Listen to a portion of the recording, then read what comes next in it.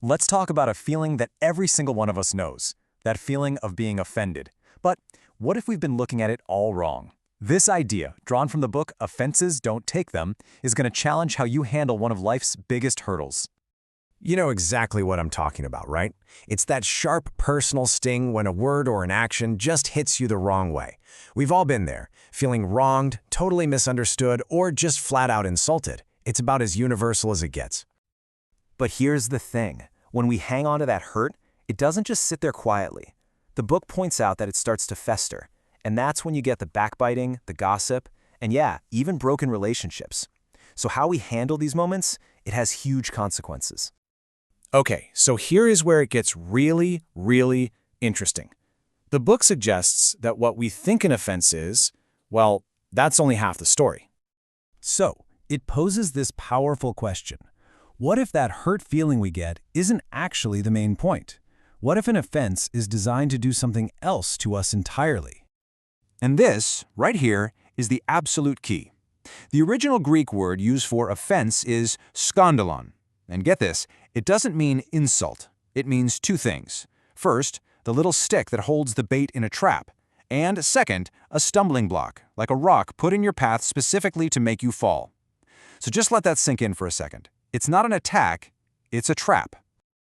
So this is the huge shift in perspective. You know, we normally see an offense as this deeply personal insult, something that was done to us. But this book reframes it as an impersonal trap. It's a piece of bait that's just been laid out for us. The real goal isn't just to hurt our feelings, it's to get us to take that bait and stumble. You can actually see this idea in action in this famous quote. Jesus says to Peter, "You are a skandalon to me." He wasn't just insulting Peter. He was saying, hey, what you're doing right now is a stumbling block. It's a trap that could derail this entire mission. See the difference? So, if these offenses are traps, then where are they all coming from? Well, the book breaks down a few of the most common sources. And the honest answer is they can come from pretty much anywhere. An unintentional comment from a friend, a decision from your boss that you just don't get, or sometimes it's just our own pride getting in the way. The book is really clear that these traps, they're just a part of life. And really, that's the bottom line. The author states it plainly. You can't avoid these traps. They will show up. It's inevitable. So the real challenge isn't trying to build a life where you never get offended, it's deciding how you're going to respond when you do. Okay, so that brings us to the really practical part. If getting offended is a trap we fall into, how do we actually choose to avoid it? The main idea here is that you have the power. You don't have to take the bait. Someone can offer an offense, but you can absolutely refuse to pick it up. It's a conscious choice to, as the author puts it, live above the line of offense. So what does that actually look like? Well, the book lays out 4 clear steps.